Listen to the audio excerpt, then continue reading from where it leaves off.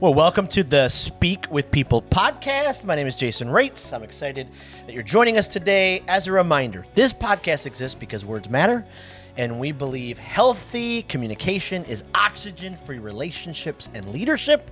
So whether you communicate one-on-one, on a team, from a stage, behind a screen, we hope to challenge you, encourage you to communicate in healthy ways.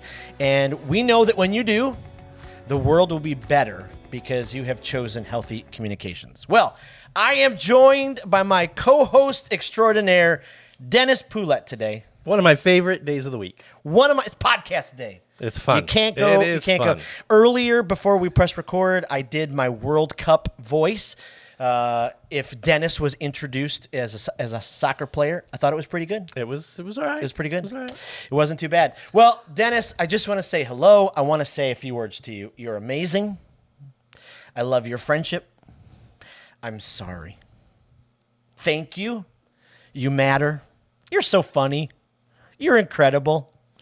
If you can't notice, on today's episode, you complete me. If you can't notice, on today's episode, we are diving into some words and phrases that we can speak into the lives of others in 2023 that we really believe will change their world. Has the potential to fill their cup, has the potential to change their life maybe in that moment. And so we're going to dive into those words and phrases. And so you're going to be listening to this podcast probably sometime in 2023. We're gonna air it right before 2023. You're probably in the season where you're trying to figure out goals for the next year. What changes do we want to make? So we want to challenge you to think about making some of these words and phrases a priority to speak more frequently in 2023. Yeah, there's all kinds of stuff that you say over and over and over and over again. And one of the goals is that these can become the things that we make and we say over and over and over again. You know, like my dad has phrases that I remember my dad saying all the time. Yes. And, some of them you could say on the podcast, some of them you couldn't. Some of you can't. But, a lot of them are the, oh, man, dad joke kind of things. But Yes. You want to be that kind of person that's known for saying specific things. So these 7 or 8, how many we got? Well, we got 7 for sure. 7. Okay. I think there's a couple bonus ones, but Okay. 7 phrases All right. that will really change your 2023. So we asked Facebook, We did ask Facebook. and all-knowing Facebook, you guys, people who listen. Facebook kind of exploded on me. Yeah. It really did. And they helped with some of these. Some really of them helped. we couldn't put on the list, not because they were bad. We just don't have enough time. We don't have enough time. And some of them really didn't fit the parameters. Like, we really asked, like, hey, we're looking for phrases that you could really speak into someone's life. And some of Right. them were like, What are you saying? well, yeah, what? You didn't like the ones that I like? Give me $1 million. Those were good. Words matter. See, those Yeah, are good. yeah. See, Dennis, I like what you did there. But it was really fun. Speaking of, I know we got to jump into this, but speaking of Facebook exploding, I just have to. You know what I'm talking about. I have to talk about this because I'm sitting on the couch the other night. Humble brag. It's a humble brag. It really is. But I'm sitting on the couch the other night, and I do this post because the Tim Tebow Foundation, Tim Tebow, God bless him, the Tim Tebow Foundation sent Tim Tebow. sent us a devotional, the Tim Tebow devotional. And so last year they had asked us to write a devotional for it. And I was like, oh my goodness, this is great. So we wrote a devotional about how when I was standing in Kai's orphanage in Nanjing, China, about how I experienced Jesus in this crazy way. Anyways, it was just this great way. So they sent it, and I just posted a photo, and I just said, thank you so much, Tim Tebow Foundation. Thank you, Tim Tebow, for all you do. And then I'm sitting on the couch, and all of a sudden I look at my phone, and it says, Tim Tebow commented on your post. And I'm like, okay, Tim's probably got like 17 social media people. Like, I get it. No worries. But then I looked at my phone again, and it was at 100 likes. I'm like, and when I sent it to you, it was like at 98 likes. I was like, look at this. This is cool. Yeah. And then it was at 200, 500, 800. I'm sending it to my 18-year-old. He's like, yeah, so what? No, I'm just kidding, Zach. I know you loved it. Then it was at like 1,000. And I'm thinking to myself, did Tim Tebow really comment? I don't know if we'll ever know. I don't know if we'll ever know. Tim, if you're watching Unless this. he calls Tim, you if at you're listening. 727 Oh, no, wait. Never mind. I don't have a 727 area code. Oh, that's I know. right. 989. I just press your little face. But yeah, so it was just crazy. It was amazing, this like little crazy thing that happened. It ended up with like 2,800 likes and 1 million people commented because Tim Tebow They want to, yes. or the account. Anyways, it was just Yeah. a crazy thing that I just, I was like, man, that was crazy. Maybe I should tag him in something And see what and happens. see what happens. Yeah. But what happened was it kind of gave me this little boost. And I think bringing it back to the 7 phrases, if you incorporate 7 of these phrases into your life, into your regular day-to-day, your everyday going about it, in my house with my family, with my neighbors on my neighborhood street, in the grocery store, in my workplace, in my school, really think these phrases could bring incredible life change, incredible boosts, incredible world change to your world and the people that you're speaking into them. And so we got a lot of runners up. We thought we just hit a couple of them because there was 1 million of them that were commented. Thank you everyone for commenting. Yeah. Appreciate that. What were some of the runners up, Dennis? So, I think there was one. I'm going to read a couple of them. One was, I feel heard by you. That's a good one. That's a good one. Yeah, I support you. I'm proud of you. I know that's one of my favorites. Like, I'm really proud of what you're doing, blah, blah, blah. No, I don't say blah, blah, blah afterwards. That- But That would like be the good. actual genuineness Listen, of I'm proud of you. I'm so proud of you, blah, blah, blah, blah, blah, blah, blah, blah. You Yes. enrich my life was Yep. another one. I believe in you. I think that one is important. You can do it. Yeah. You can do it. Don't Yeah. give up. Yeah. And then another one was, I will never forget how you blah, blah, blah. Yeah. But not blah, blah, blah. Like specific. a great one. I'll never forget how you made me that delicious coffee that one time. What I really loved about the comment thread was that there was really a lot of vulnerability. And you could really read some of that and feel some of the vulnerability in some of the people's comments. Comments like, you're a good mom. Yeah. You're doing great. Don't give up. Just some of those kind of things. Yeah. And I think, too, like some of these, they get real specific real quick. Yes. Like we're going to go through some and you're going to probably hear them and you're going to be like, well, duh. Of course I'm supposed to say that. But yeah, you are. But like, make it personal, make it sincere, make it genuine, and make it specific to that person. Absolutely. Like I love that one that we just read because it's giving you a specific reason to say, I'll never forget how you did a specific thing. I love that. And that helps. I love So, that. I think one of the best tools that I ever learned, and I think I learned it from John Maxwell, but John Maxwell talked about keeping a encouragement journal, or when somebody does a generosity journal. That's what it was called. Keep a generosity journal. So when someone does something for you that just kind of takes your breath away for a second, you write that down, and then you remind them, a month later, a year later, 5 years later. Right. And it really speaks to that. I'll never forget when you did that for my family. Like, we were in such a low place and you did that for us. I mean, that really speaks life into people. Yep. Specificity. That's huge. Is that a word? I was listening to a podcast this morning. I had to bring this up because I was on my walk and I got going a little bit late. It was like 6 a.m. Wanted to get out there a little bit sooner. But I'm listening to the Carey Nieuwhof podcast. Shout out to Carey. And he had Roy Vaden on. Roy Vaden is a public speaker, expert. I mean, this guy, he worked for Zig Ziglar for 4 years. The great Zig Ziglar. But he talked about in his own business and life, just one of his incredible goals, and one of the things that just drives him is that helping others succeed is a fire that will never burn out. And he's like, this is why I do what I do. Because what he does now is he helps people with their personal brand. So what do you want to be known for? He helps people figure that out, find that out, and then tell the world about it. Right. And so when he says helping others succeed is a fire that will never burn out, if you pick up one of these 7 phrases and you make this a priority in your life to speak those kind of words that matter, you, dare I say, speak with people, not at them. I'm just telling you, your life will be turned upside down because you will begin to experience what it's like to just become others obsessed in a way that you're forgetting your own needs, you're forgetting your own selfishness, and you're helping others. And it's amazing how your needs, your cup, your tank, your encouragement will be filled when you start speaking this life into the world. So, Yeah, I think 2023 2023. could be that year where you focus on other people. Like, and I'm thinking to myself, right? Like, this is the year. This is the year. This is the time. This is what I want to do. I want to help other people do what they are seeking to do, what they feel God has called them to do, and help them succeed. And I love that quote. So let's That's talk good. about number one. Number one, 7 phrases that will change your 2023. We had to start with kind of the big one. And we went right with the big one. And the big one is, I love you. I love you too. Thank you so much. But this is just huge. I mean, people, I keep going back to our podcast on encouragement.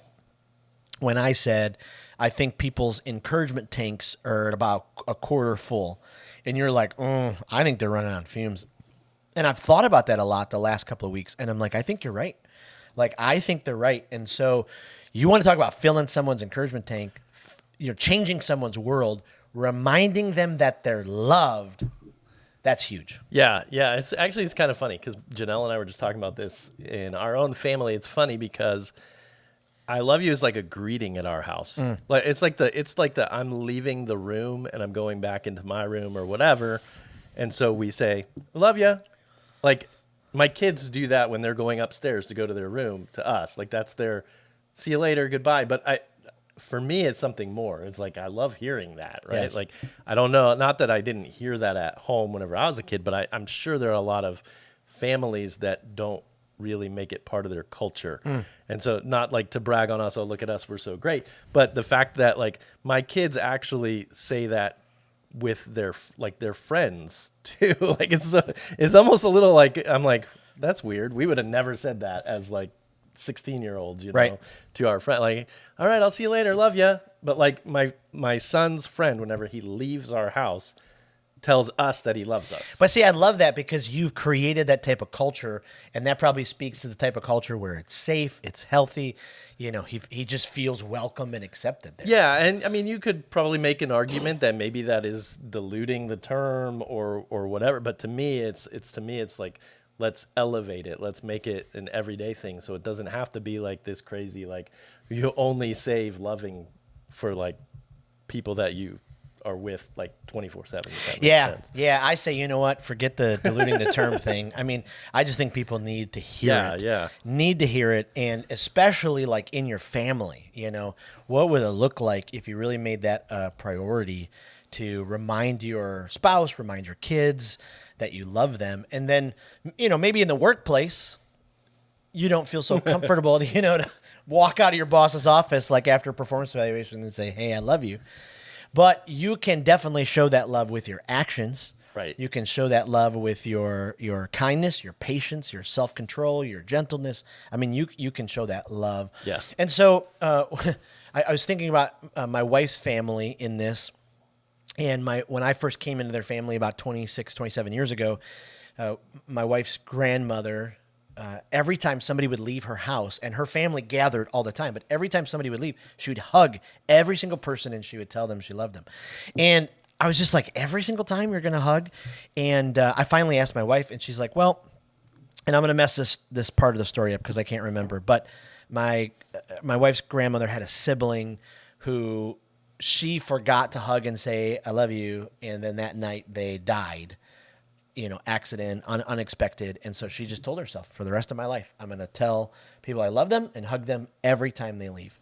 Yeah. And I just, the power of those 3 words is just incredible. Yeah, that whole greeting everybody that's at least in Mexico City, that was a cultural thing that took some time for us to get used to. Anytime anybody comes in to any like gathering or even a house, they will go to each person individually. Yep. And greet them. Like in Mexico, you give a hug or you give a kiss on the cheek, and you basically you say hi to everybody. And then if you're leaving, like if you're in a group, you're leaving, you get up, you go to each person individually and you say goodbye. Wow. To each person individually too. So that was like for us, that was a culture shock thing, but it was actually something that I'm like, oh, I probably should take that with me and make that a point. I love that. I'm not very good at paying attention to every single person in the room. Whenever I walk in, I'm just like, hey, how's it going? But that's it. Yeah. Like, Yeah. it's a general thing. But for some reason, that individual For sure. Attention. That's huge. helps. It really speaks to, I'm going to mess this word up, but civility? Is that That's the the right word, word? yeah. I mean, I just think our culture in general, civility is just way down the list. I mean, it's just way down the list. You know, the amount of people who are so rude to each other when they drive, they're so rude to their servers at restaurants, they're rude to each other in the workplace, their words. So that's why this number one phrase is just one that we have to make a priority. I love you. Yes. Okay, number two. Let's go. Number 2. This is another powerful one. And so, yeah, it just seems so simplistic, but it's so complex. And it's just 2 words. I'm sorry. I'm sorry. And it's not like I'm sorry you look like that. It's genuine. I'm Right. sorry. Like real Right. actual. A I'm heartfelt. sorry you feel that I might have offended you at that one point of time 30 years ago and Yeah, right. I'm sorry that you're upset with me. No. It's a genuine, heartfelt, empathetic. I'm putting myself in your shoes. I can see that my words hurt you. I can see that my actions hurt you. Or I can see how you took my words, you know, or made them that way. Like for years, my tongue, I never got control of the sarcasm. Like it was one of my gifts. And the last 10 years of my life, like I had to really rein in the sarcasm because for years it was so biting and so dark and so sharp. I don't know. I don't know why it was. Really, Michael Scott from The Office kind of helped me because when I learned That's What She Said comments, that kind of took over the sharp sarcasm. But not the sarcastic I'm sorries, not the sorries because we think our spouse needs to hear them or our friend needs to hear. No, a genuine, heartfelt, I'm going to put myself empathetically in your shoes, consider your feelings, your emotions, your life, and then process it through that. Yeah, like the teenager, I'm sorry. Sorry. Right. That doesn't count. No, it doesn't count. And at the adult sorry, because sometimes we're like, yeah, I'm sorry. Whatever. Sorry. Yeah. Yeah. But it's amazing what forgiveness and repentance do Absolutely. in relationships. Absolutely. When you truly are saying, hey, you know what? I let my pride get in the way or I let my arrogance get in the way. And I am sorry that, you know, this was hurt. And so, sidebar, like we'll talk more about this in the future podcast, but just saying I'm sorry is probably not going to repair something that was desperately damaged or hurt, but it's a good practice to put into place so your relationships will flourish if and when your words do get out of control or your actions get out of control. And so you're ready to say that. I was talking to a leader on the phone yesterday, and they were talking about someone that they work with, and he's a real driven leader, and you know, would just always say things or do things without kind of thinking them through, and then he just kind of left some hurt and pain. But he had the emotional intelligence to know, oh, wait a minute, okay, a couple days later, oh wow, okay, I left all of that pain. And so this leader yesterday was telling me that it really meant a lot that even a couple days later, their supervisor would come to them and say, hey, a couple days ago, you know, I know that I was just steamrolling and, you know, didn't mean all that. I am sorry for those kind of things. Even that kind of sorry. That's fantastic. I mean, I'm sorry. So number 1, I love you. Number 2, I'm sorry. Dennis, take away number 3. You matter. You matter. Not like you're made up of matter, but you matter. You matter. You are valuable. You are worth something. Probably a lot. Not just something. You're worth something. You matter. You are important. You are important. I was speaking at an assembly once in Petoskey, Michigan. Our YouTube audience, I'm putting my hand up because I'm going to point where Petoskey is. It's way up there, very tip of Michigan. And Southern Canada. Southern Canada. And I get done with this assembly, and my assembly was on choosing kindness. Choosing kindness. And this young woman comes up to me, 16, and she's like, hey, thank you. You know, your stories were fun. You made us laugh. You made us kind of, you know, forget about our problems for a little bit there. And she's like, but I just want to give you some, you know, encouragement or maybe a challenge of what you could add to your assembly. I was like, yes, please. And she said, you know, I know that these kids are probably used, maybe some of their parents telling them, that they're special or they matter, but she's like, we need adults to remind us that we are loved, that we are mattered, that we do matter, that we have been created in a special way, that we are unique, that we can just be ourselves. And I mean, she was just pouring out her heart, and I thought, absolutely. I don't think that's just a teenage thing. I think it's an adult thing, because I think we get lost in there are hundreds and hundreds of thousands of people. Just when we think, oh, wow, I've got this special trait that nobody else has.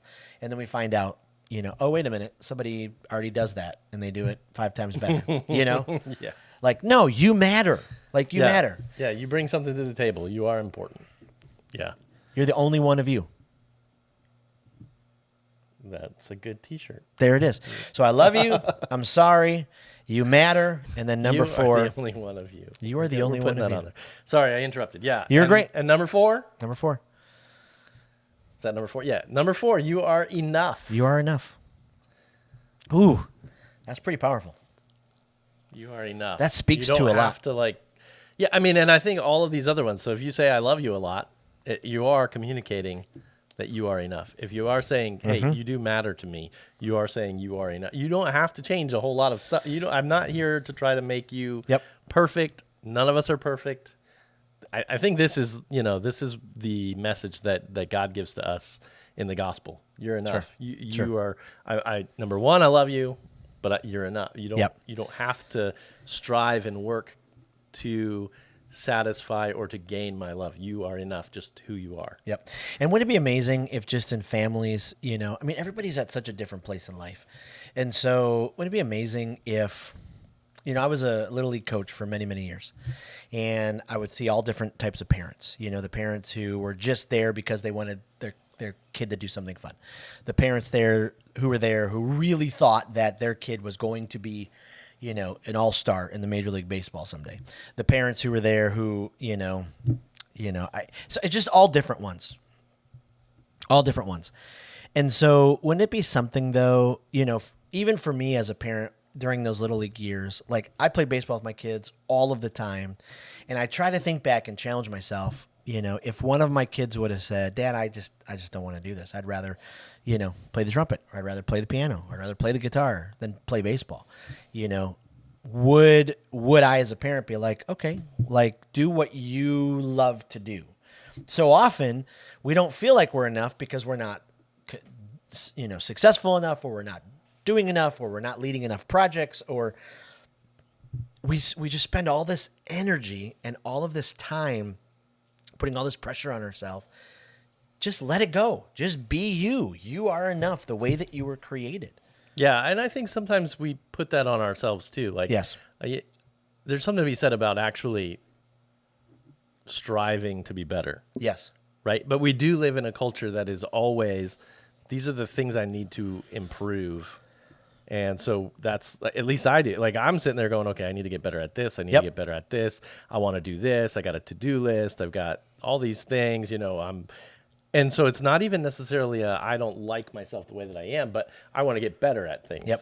And so I think my kids and just people in general, we do that. And then we're like, okay, so I'm not enough yet. Yeah. Like, I'm not where I want to be. Nobody's saying we're all where we want to be. We all do want to improve those things in our lives, but we want to also take the time to be like, you know what, even if none of that ever improved, I'm enough. Yep. This is enough. Like, those are the communication kind of things that we need to do for each other, is to say, hey, you are enough. This is okay. Yep. Maybe we do need to improve some things. I'm thinking like the coaching episode that we did. You are talking about getting better. We are talking about making things right and doing, getting stronger or getting thinner or getting better at work or whatever it is. But we're also talking about, hey, those are not the end all be all of life. Right. You are enough. Right. The way that you are. But I think there's a balance. It's such a balance. And I think it speaks to, something that my wife, has had a consistent message and thought to me over the almost 26 years we've been married. She'll say to me, Jason, you just need to learn how to love yourself. And there are just times, when I think about you're enough, and I think about, okay, I've got all this, what I want to achieve, and then I want to accomplish this. And, I've had seasons of my life where I was in such a rut because of my weight or because of, my back pain, and then that led to this, and then that led to that, and then I got to this place where I'm like, oh, I'll never matter, I'll never be enough, I'll never, and it was, such incredibly tough seasons, and in those lowest points, the friends that would reach out to me and speak these kind of words, really did save my life. Give me that boost, if I was like in a pit and I was trying to get up, every one of those little phrases, every one of those times where a friend would just say, hey, let's go hang out. Every one of those times with a friend, a family member who would say, I love you, or I'm sorry, or you matter, or you're enough, would just help me get, a little bit more so I can at least get my head above water. And so you are enough, is just a huge one. Whew. So we've got 4. I love you, I'm sorry, you matter, you are enough. Number 5, kind of a big one. And this is one where probably, people think it's diluted at times because we do say it a lot. I think some people say it a lot, but I don't think you can say it enough. Thank you. Gracias. See. Is that right? I don't even know. Yes. All right. Thank you. And be creative with the thank you. Yeah. Right? Thank you for being you. Thank you for being here. Thank you for loving me. Thank you for believing in me. Thank you for being so helpful. Thank you for getting me coffee. Thank you you for everything. Yeah, all the stuff. A little surprise later, Tracy. Christy's going to get us lunch at Panera Bread. Oh, Tracy's going to yeah. go pick it up. Thank you. So thank you, Christy. Thank you. Thank you, Tracy, in advance. So thank you. Look for ways to thank you. And you know me in my crazy obsession with handwritten cards. Yes. Write out a thank you and actually send it to someone. Just this week, I've gotten 3 texts from people where they take a picture of the thank you card and them holding it, and then they send it to me. I love that. Yeah. I love that. Yeah, and just being grateful. I think expressing gratitude. Yes. Anytime somebody, gifts are a good way of saying thank you. Yep. Cards, even a text. I know you liked to write things out, but maybe Texts are maybe huge. people aren't there yet, right? Absolutely. But just saying, hey, thanks so much for, and again, being specific, like we said, even about the whatever it was that we said, I will never forget how you did blah blah blah. Yeah. You could also say thank you so much for, and then talking about a That's right. specific thing that actually made your life better or changed your life. Yeah, I read a book, and I think I've talked about it. Hopefully someday I'll have the author on. His name's Keith Ferrazzi. He wrote a book called Never Eat Alone. It's a book on connecting and networking and, all of that kind of stuff. But that hit me years ago. And one of the things I try to do whenever I meet with somebody, afterwards, later that afternoon, I send a text thanking them. And then they will also get that handwritten card in the mail, thanking them. So just whatever step you can take, just do that and I say think in thank you. business it's important too. Clients, you get a client, and it's like you can't take them for granted. Absolutely. Because you spend a lot of money up front trying to get a lead, trying to convert that lead into a customer, trying to get that customer to buy your product, trying to, all of that. And then thank you is a huge thing, because then we know that the repeat value of that customer is just huge. Is worth a lot more than what it's going to cost you to get another customer usually. Right. So, even in business, I think you could probably change a business if you had a gratitude department. Absolutely. If Chick-fil-A sent me a thank you every time I ordered there. Well, they kind of do. They kind of do. They In my rewards, they send thank you. Or the mobile order. Like, hey, thank you so much for your mobile order. And they respond with my pleasure. Yes. That's just huge. Okay. I love you. I'm sorry. You matter. You are enough. Thank you. Number 6. Help me understand. Oh, sometimes in our communication, we're going to have conflict. We're going to have moments that we just have our discernment flags go off. Discernment is definitely one of my gifts, especially as a 4 on the Enneagram. Like you talked about walking into the room.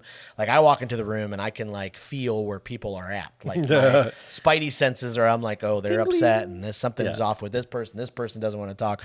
I can feel that, but a really good way to really check in on somebody when it comes to, a hard conversation or conflict is, hey, just help me understand. Did I offend you when I said that? Or help me understand, were you offended by me not inviting you because this other person told me this, or whatever it is. Though that phrase, help me understand, could really help you in a lot of honorable and honoring ways, especially when you deal with relationships or coworkers, friends. And then actually listen. And then listen. I mean, which we have a whole podcast on the art of listening. Yes, that's true. You should go listen to that one after this one's over. But, you can't just say, help me understand, and then go off on your own tangent.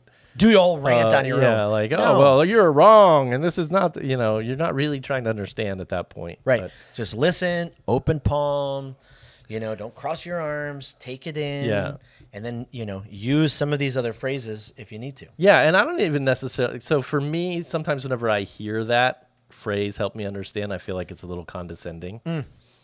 So I don't necessarily use that as much, but I think you can convey the same message using different words. That help me understand. Sometimes, if I said that to my kids, they would probably know that I was using a tactic on them, right? But I could totally probably, hey, tell me what's going on. Yeah. Tell me why you feel that way. Let's talk, Yeah. all of those kinds of things, rather than just using help me understand, but truly trying to understand the situation before get to the bottom of it. Just spouting or spewing what you want to say. And I've used it a lot as I've led staff throughout the years, because you lead staff and then they'll do something or they'll make a decision, and so I've found, especially in that place, definitely it'll kind of put them at ease a little bit, because instead of just going off to this, like, why in the world would you do this? Just help me understand what went into your decision-making process when you... Okay, 6. I love you. I'm sorry. You matter. You are enough. Thank you. Help me understand. And number 7. It says there, I admire blank. I admire blank. I admire whatever it is. Your hair. Your new glasses. Oh, thank you. Wow. The way that you... Wow.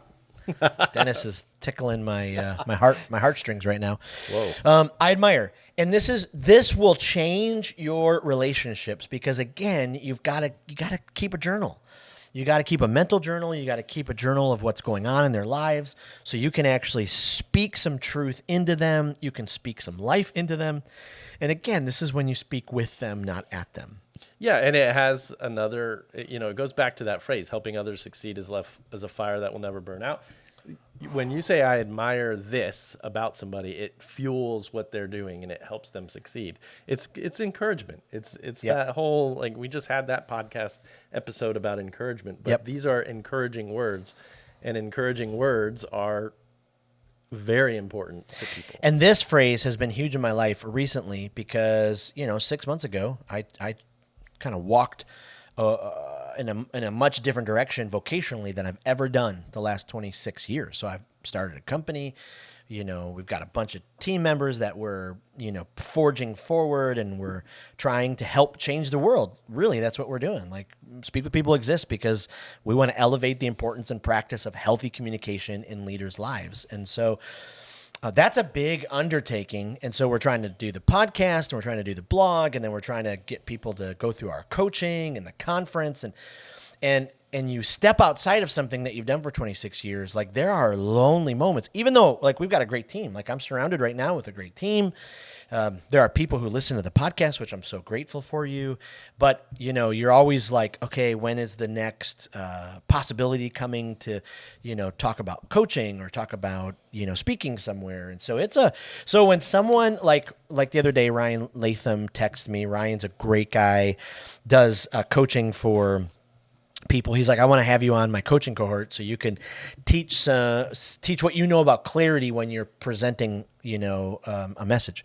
And that's like my wheelhouse. Like, I love to talk about the clarity box. I love to talk about how to write a big idea statement and wrestle with it. But just that he kept saying, I admire what you're doing. Don't give up. Go for it. It just meant the world. Yeah. Yeah. It meant the world. So we have 7. I love you. I'm sorry. You matter. You are enough. Thank you. Help me understand. I admire. And number 8, we're going to give a bonus It's episode. a bonus. Yes. And it's the words, bonus the words of probably phrase. the greatest song in the history of all mankind. I Only Want to Be With You by Hootie and I the was hoping Blowfish. you were going to sing that. Oh, ooh! If I had my guitar around, we don't have time for maybe that. I could. We don't have time for that. But I genuinely hope that these 7 phrases, if you start to implement them in your lives, I hope that they will fill you up, lift you up, as much as they have for me, for you. They will change 2023. They will change your 2023. We just can't emphasize that enough. So thank you so much for joining us today, for taking the time to be a part of the Speak with People podcast. This is the part of the podcast when I ask you humbly if you would go leave a review. If you listen on Apple or Spotify or Google, wherever you're at, we really appreciate those kind words. And it's 2023 when you're listening to this, or at the very end of 2022, it's almost 2023. We hope that you have marked off March 21 to 23 and you join us in Clearwater Beach, Florida for the Speakers Conference. So whether you speak from stages, you deliver presentations in your workplace, you influence from behind a camera, we want to come together, and hopefully all of us as speakers, leaders, we will learn how to inspire people to lean in when we communicate, because words do matter so powerfully that when we communicate, we want to communicate in such a way that we are speaking life into the world. And so join us. I just think about how exciting it's going to be to wake up and being in a room with other leaders and people who care about the art and craft of communicating. And so if you're a rookie, join us. If you're a veteran, join us. We're going to have great conversations and really be able to pour into each other. And I would say, if that's not you, I'm adding this. I hope Yes, this is okay. add If it. that's not you, but you know somebody that is that, Tell them. tell them and maybe help send them. Or if it's not you and you want it to be you, Come on. come on, be a part. It's going to be an incredible thing. Go to www.thespeakersconference.com and join us. And so thank you so much. Here's the deal. We really believe that words matter and that your world can be changed through healthy communication. So we hope that today's episode challenged and encouraged you to choose words that bring life into the world and communicate in healthy ways. Thank you for being a part of our podcast in 2022. Now we turn the page, and we can't wait for you to join us in 2023. That's right. We'll see you then. Bye.